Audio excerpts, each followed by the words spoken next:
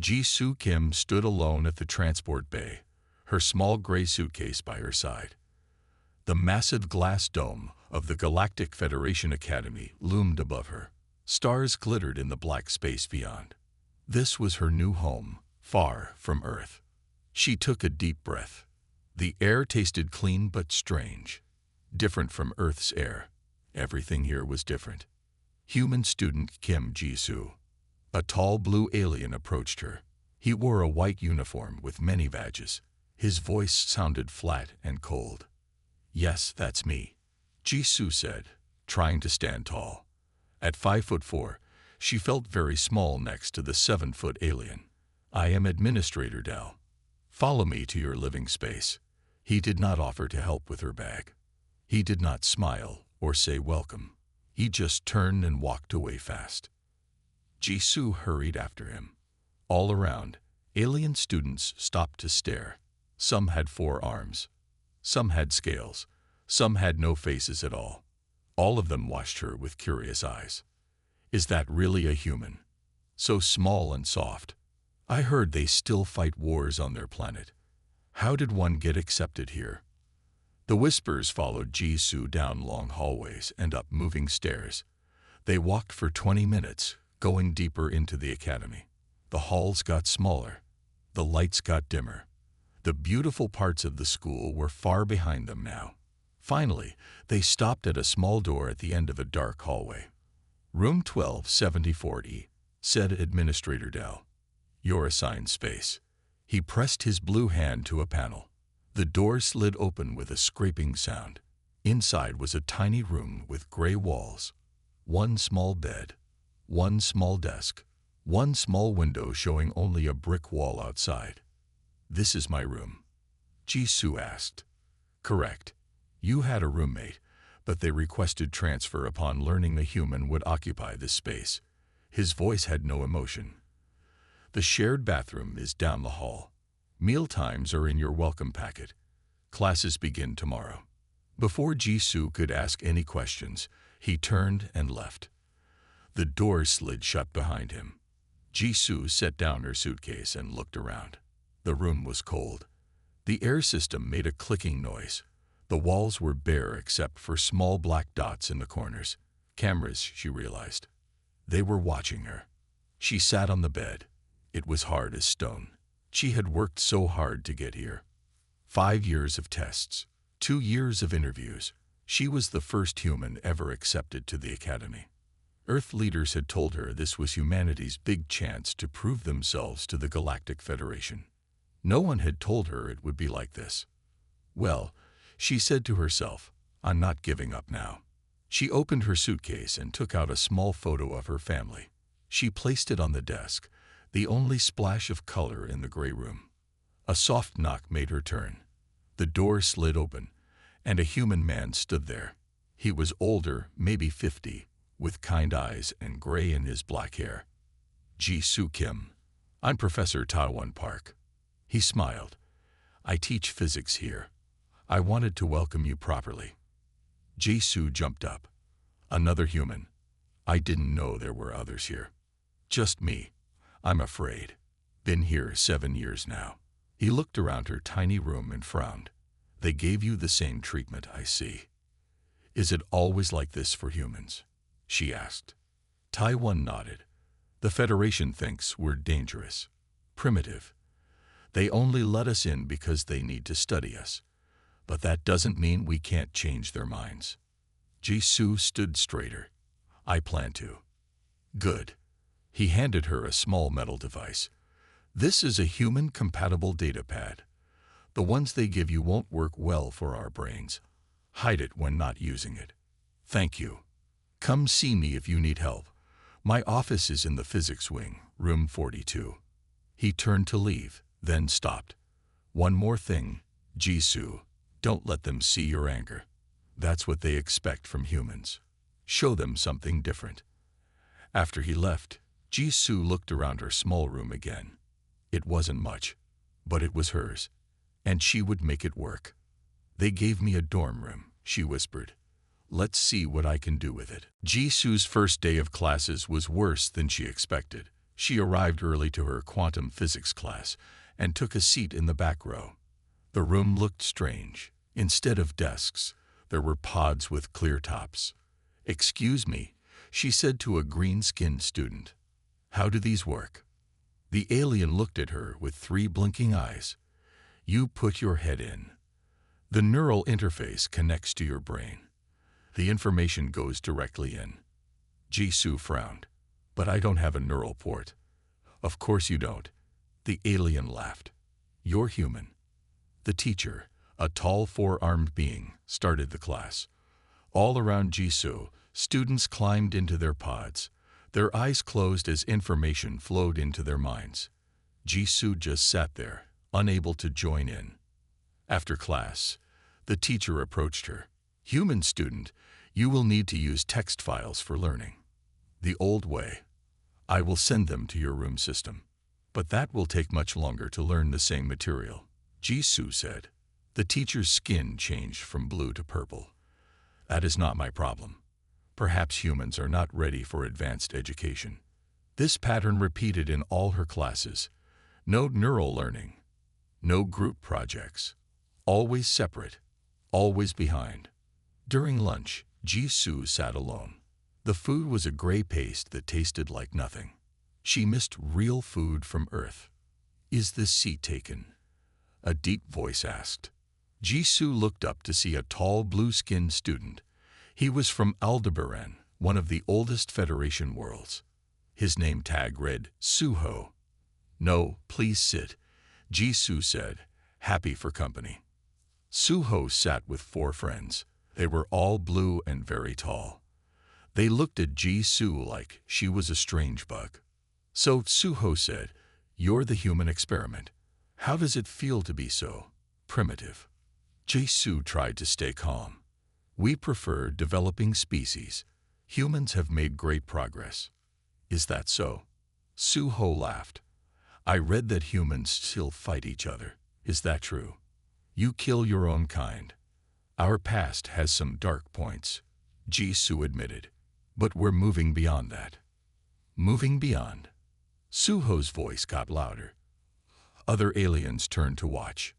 "My people ended war 10,000 years ago. Your kind only joined the Federation because we need to watch you. Make sure you don't bring your violence to the stars." Jisoo's face felt hot. She wanted to yell back, but remembered Professor Tawan's words. "Don't show anger. We all have room to grow," she said calmly. "That's why I'm here. To learn." Suho snorted. "Good luck with that. Without neural learning, you'll fail within a week." After lunch, Jisoo returned to her room. The promised text files were waiting on her screen. Thousands of pages to read. Work that would take other students 1 hour would take her days. She noticed something else too. The small black dots in the corners of her room were glowing now. Active cameras, watching her every move. Jisoo opened her desk drawer and found a small note. It read, "All human students are monitored at all times for safety reasons." This is standard procedure. But she was the only human student. She went to the administration office to complain. "I want the cameras removed," she told Administrator Dell. "No other students are watched this way." "No other students come from a species with your violent tendencies," he replied coldly. "The monitors stay." That night, Jisoo sat on her hard bed. Her head hurt from reading all day. Her stomach was empty because the food was terrible. And somewhere, someone was watching her through the cameras. She took out a small notebook and began to write. Every unfair rule, every mean comment, every barrier put in her way. She would document it all. "This isn't just about me," she whispered. "It's about all humans who might come after me." She looked at the black camera dots and made a decision. If they wanted to watch her, she would give them something to see. Starting tomorrow, things would change. Jisoo woke before the academy's lights turned on. She had a plan. If they wouldn't give her the right tools, she would make her own. She pulled out blank paper from her suitcase, real paper from Earth. The aliens used only digital screens. Paper was old technology to them, But Jisoo knew paper couldn't be hacked or monitored. She began to draw. First, she made a big chart of all her classes and what she needed to learn. Then she drew pictures of key ideas from her readings. Her hands moved fast. Soon, her walls had paper sheets all over them. "Let the cameras see this," she said with a small smile. Later that day, Jisoo went to the engineering lab for class. The teacher, a robot-like being named Cap, stopped her at the door. "Human student, you are not allowed to use the lab equipment," Cap said. "It's too dangerous for your species." "But how will I do the assignments?" Jisoo asked. "You may observe only," Cap replied. Jisoo sat in the back, watching as other students built amazing devices. She took detailed notes on how everything worked. After class, she walked slowly around the academy.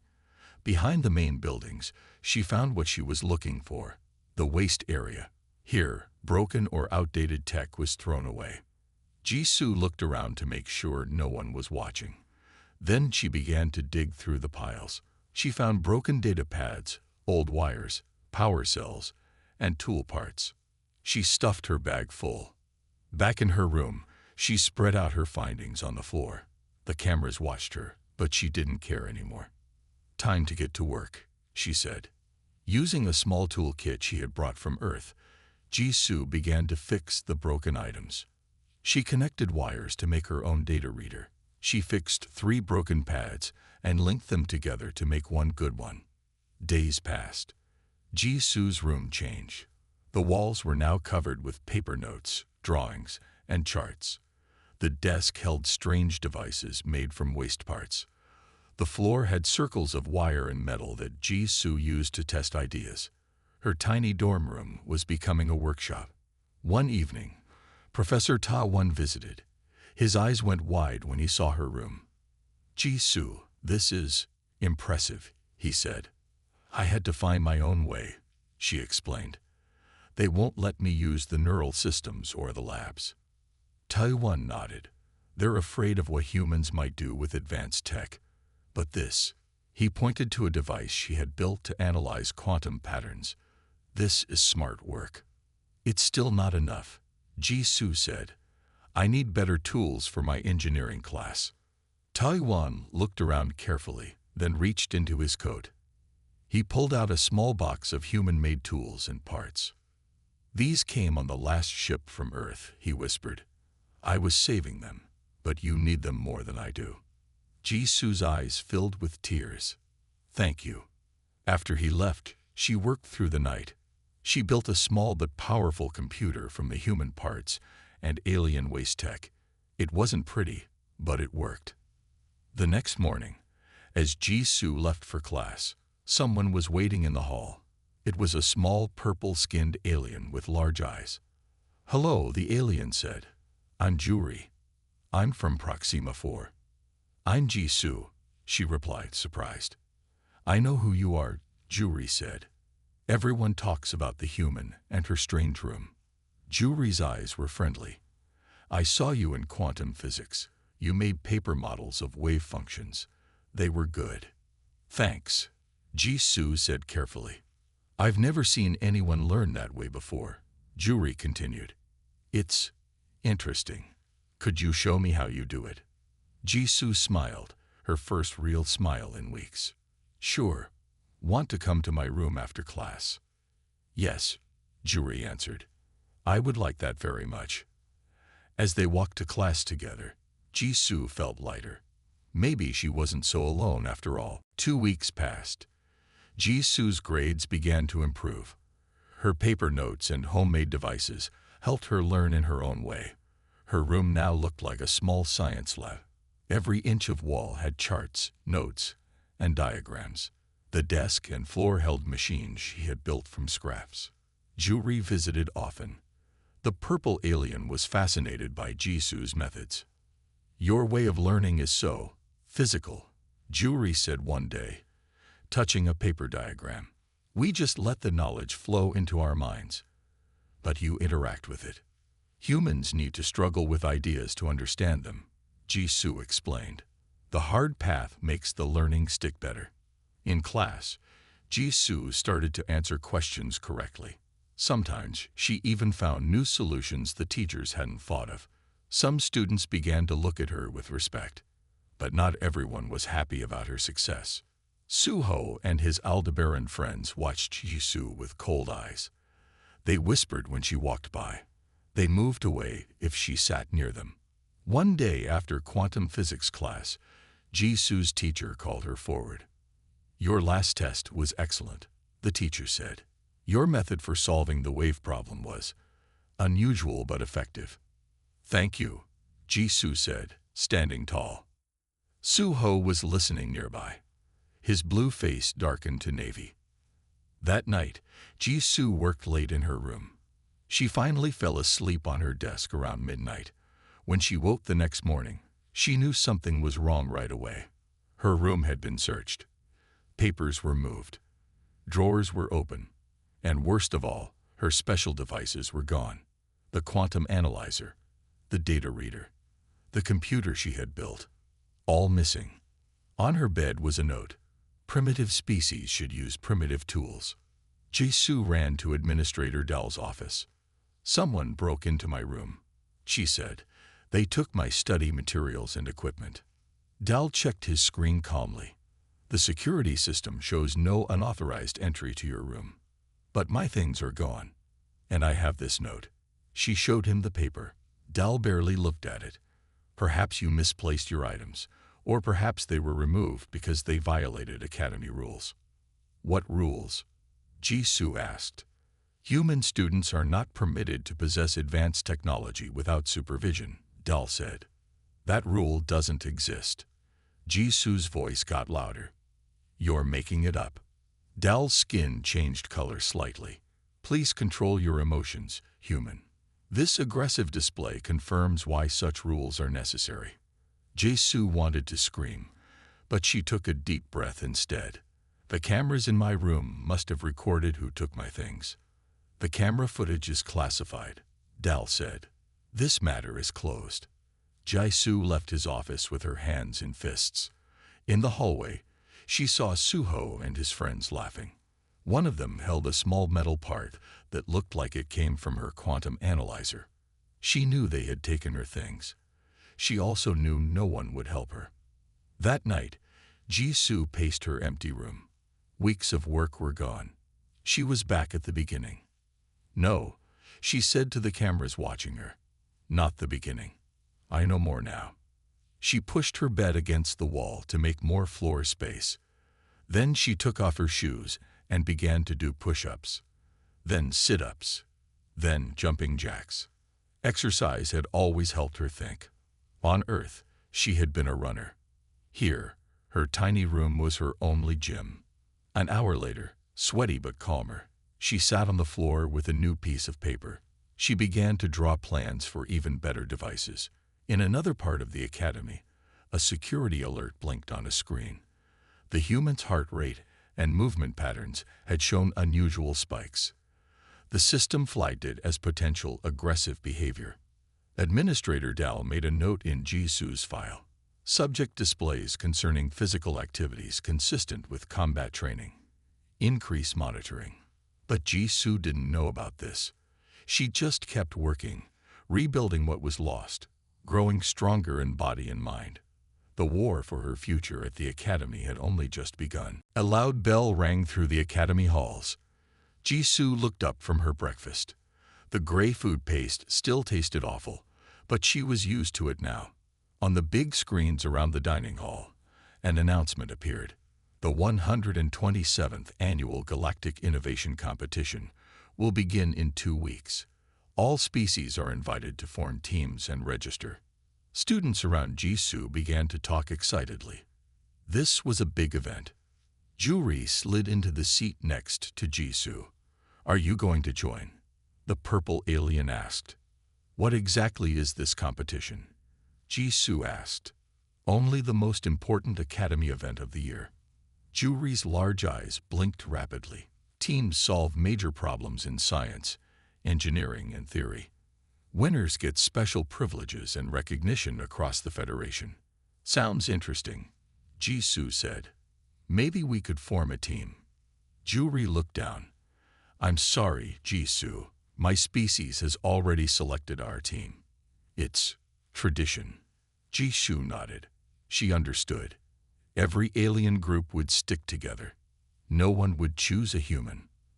That afternoon, students gathered in the main hall to register their teams. Each species formed circles, talking about who would join their groups. Jisoo stood alone, watching. Suho walked by with his Aldebaran friends. Look, the human wants to join the competition, he said loudly. What will she do? Draw little pictures on paper. His friends laughed. Jisoo kept her face calm, though her cheeks burned. When it was time to register, Jisoo walked to the main desk. The alien official looked surprised. Your team members? The official asked. Just me, Jisoo replied. The official checked the rules on a screen. Solo competitors are allowed, but rare. No solo competitor has ever placed in the top ranks. I'll be the first, Jisoo said. The room got quiet. Students turned to stare at her. Solo competitors were unheard of. A human solo competitor. Impossible. Very well, the official said. You are registered. As Jisoo walked away, Suho stepped in front of her.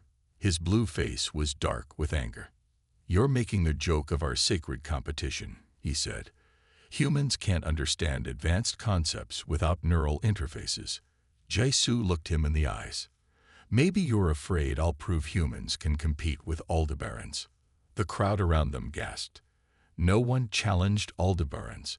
They were among the oldest and most advanced species in the Federation. Suho's eyes narrowed. You couldn't solve even a basic theoretical physics problem without your primitive tools. Try me, Jisoo said. The room was completely silent now. Everyone watched. Fine, Suho said. A challenge before the main event.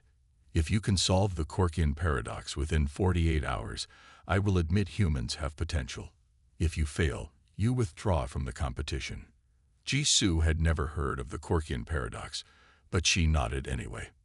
Deal. Professor Tawan found her later in the hallway. Jisoo, what have you done? The Korkian paradox is one of the most difficult problems in quantum physics. Can it be solved? She asked. Theoretically, yes, but it would take most students weeks with full neural interface access. Jisoo took a deep breath. Then I'll need to work twice as hard. What exactly is this paradox? Taiwan explained. It's about how quantum particles interact across dimensions.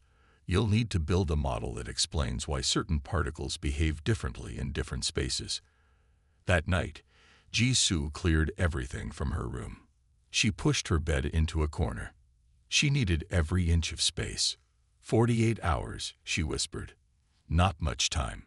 She began by writing out everything she knew about quantum physics on fresh paper. Then she made a list of what she needed to learn. The problem was huge. Maybe too big for one human with no neural interface. But Jisoo had something the aliens didn't understand. Human determination. She looked at the cameras in the corners of her room. You want to watch me, she said. Then watch this. She taped a large paper to the wall. At the top, she wrote, Korkian paradox. At the bottom, she wrote, solution. In between was empty space she needed to fill in 48 hours. The war had begun. By morning, Jisoo's room was unrecognizable. Every wall was covered with papers. Equations stretched from floor to ceiling. Diagrams of quantum particles filled every space. String connected different ideas, creating a web of thoughts across the room. Jisoo had not slept. Her eyes were red, but her mind was sharp. She worked with a speed and focus she had never felt before. 12 hours gone, she said to herself. 36 to go. She needed more than paper now. She needed to build a working model of quantum interactions. For that, she needed parts. Jisoo left her room and went straight to the waste area behind the academy. She dug through piles of broken tech until she found what she needed: old power cells, data chips, and sensor arrays. Back in her room, she began to build. Her fingers moved quickly, connecting wires, fixing broken circuits, reprogramming chips. Hours passed. She didn't stop for food or rest. Around noon, there was a soft knock at her door. "Come in," Jisoo called, not looking up from her work. Ju entered and gasped. "Jisoo, your room. It's like a science explosion." Jisoo smiled tiredly. "I call it my war room now." Ju looked at the walls of equations. "The whole academy is talking about your challenge with Suho. Most think you can't do it. What do you think?" Jisoo asked. Ju was quiet for a moment. "I think you work differently than anyone I've ever seen." "Maybe that's good." Jisoo nodded. "I need a way to test quantum interactions across dimensions. My model is missing something." Ju looked nervous but determined. "I brought you this." She pulled out a small device from her pocket. "It's a restricted data core with advanced quantum algorithms. We're not supposed to share it with, well, with humans." Jisoo took the device carefully. "Thank you. This could save me hours of work." "I have to go before anyone sees me here," Ju said, moving to the door. "Good luck, Jisoo." After Ju left, Jisoo connected the data core to her homemade computer. New information filled her screen. She worked even faster now. As night fell, Professor Ta-1 visited. He stared in amazement at what Jisoo had created. "This is incredible," he said. "I've never seen anyone approach the Corkian paradox this way." "But will it work?" Jisoo asked, rubbing her tired eyes. "I don't know," Ta-1 admitted. "Your approach is human. No one has tried it before." He pointed to a section of her equations. "This part here, I can't help directly, but have you considered music theory?" "Music theory?" Jisoo was confused. "Just a thought," Ta-1 said. "Humans understand patterns in music that many aliens don't. Sometimes science and art connect in unexpected ways." After he left, Jisoo thought about his strange suggestion. She pulled out her small music player from Earth and put on headphones. As classical music filled her ears, she stared at the problem. Then she saw it. A pattern, a rhythm in the quantum movements, like a song. "That's it," she whispered. She began drawing new diagrams, based on music scales and harmonies. The quantum particles danced like notes in a symphony. What seemed random now showed clear patterns. In the security center of the academy, alarms began to flash. The energy readings from room 1274E were off the charts. "The human is using unauthorized technology," a security officer reported. Administrator Dal frowned at the screen showing Jisoo's room. "What is all this? Papers everywhere. Strange devices. Is she building a weapon?" "Unknown," the officer replied. "But the energy signature is unlike anything we've recorded before." "Send a team to investigate," Dal ordered. Minutes later, 3 security officers arrived at Jisoo's door. They entered without knocking. Jisoo looked up, startled. Her hair was messy. Her clothes were wrinkled. She had dark circles under her eyes. But around her was something the officers had never seen before. Every surface held papers, diagrams, or small devices. Wires connected everything in a complex web. In the center of the room, a small machine pulsed with light, projecting a 3D model of quantum particles in the air. "What is this?" one officer demanded. Jisoo stood up straight. "This is how humans solve problems." The officers looked at each other in confusion.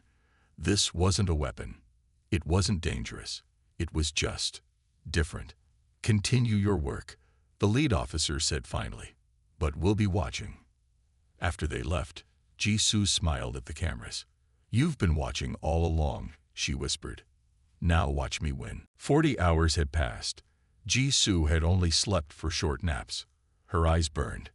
Her back ached. But she was close to solving the Corkian paradox. The music pattern had been the key. She had connected her small music player to her homemade computer. Now beautiful Earth music played while her machines analyzed quantum data. "Batch," she whispered. The aliens never listened to back. Jisoo had discovered something amazing. The quantum particles moved in patterns that matched certain music from Earth. The mathematics of Bach's fugues perfectly described how particles jumped between dimensions. Jisoo typed faster. Her mind raced. The final pieces were falling into place. On her main screen, a model took shape. It showed particles dancing between different colored spaces. Each space was a different dimension. The particles moved in perfect harmony, following rules no alien had seen before. 8 hours left, Jisoo said, looking at her clock. She needed to test her theory. She input the final equations and started her homemade quantum simulator.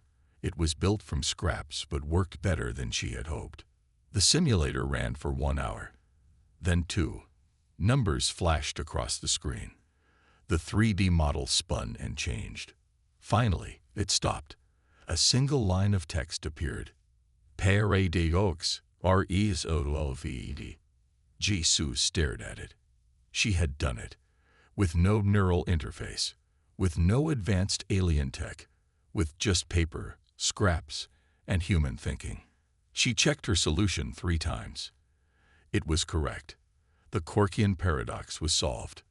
Jisoo saved her work to a data crystal and headed for the main hall. Word had spread about her challenge with Suho. A crowd waited to see the result. Suho stood in the center, looking confident. "The human returns," he said. "With empty hands, I assume."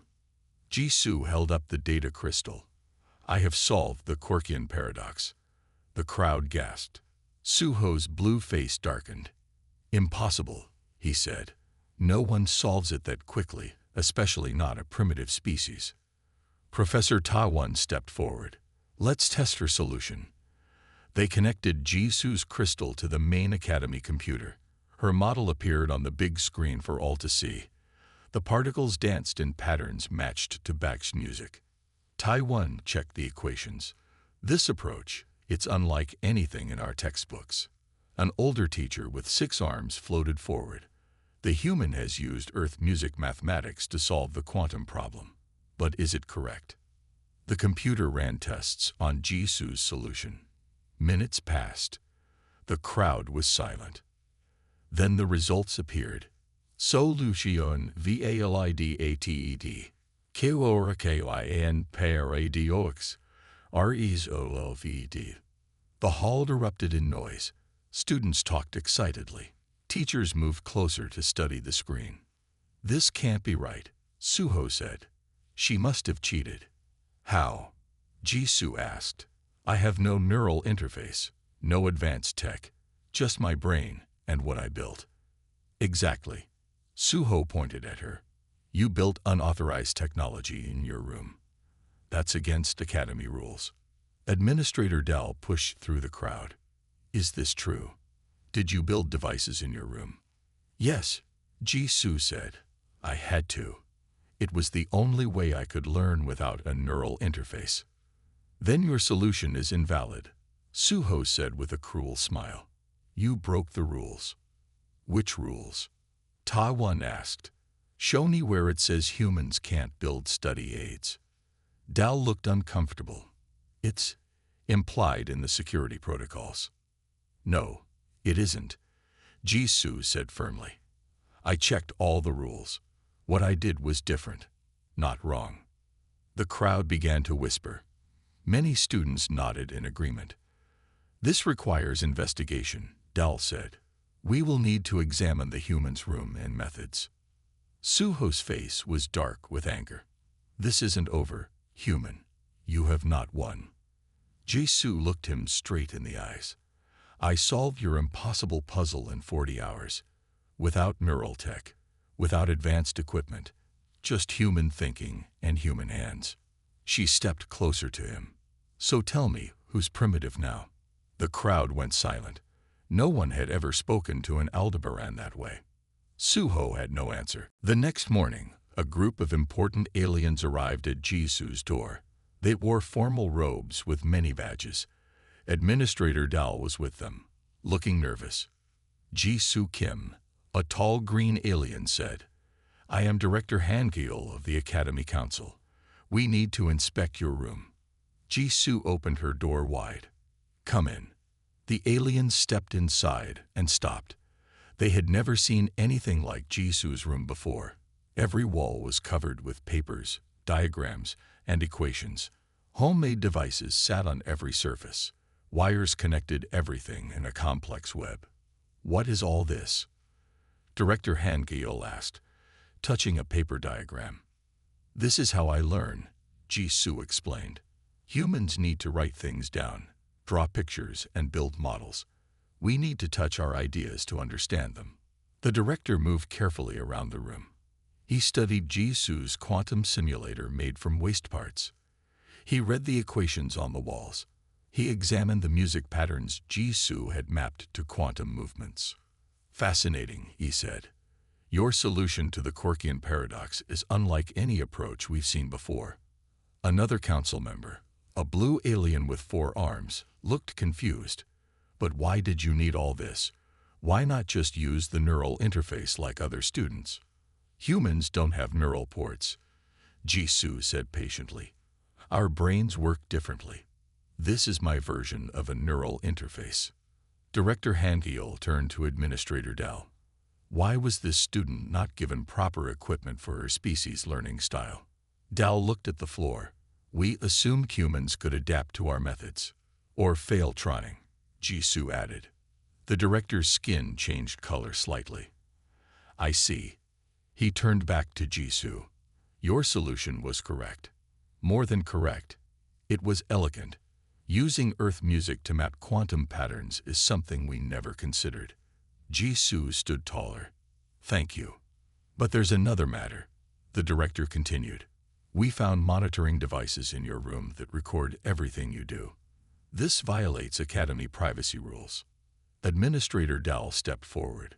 "But sir, human students require special monitoring for safety." "Says who?" Director Han-Gil asked. "It's standard procedure for potentially dangerous species," Dal said weakly. The director looked at Ji-Soo's room again, at the papers full of complex math, at the devices built to solve problems, at the music patterns mapped to quantum physics. "Does this look dangerous to you?" he asked Dal. Dal had no answer. Director Han-Gil faced Ji-Soo. "On behalf of the Galactic Federation Academy, I apologize.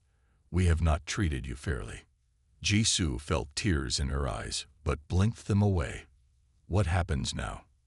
"First, the monitoring devices will be removed from your room," the director said. "Second, you will be given proper equipment designed for human learning. And third, your solution to the Quirkian paradox will be added to our teaching materials, with full credit to you." The other council members nodded in agreement. "There's one more thing," Ji-Soo said. "The Galactic Innovation Competition. I still want to compete." "Of course," Director Han-Gil said. "And you will have the same resources as other competitors." After the council left, Ji-Soo sat on her bed. She could hardly believe what had happened.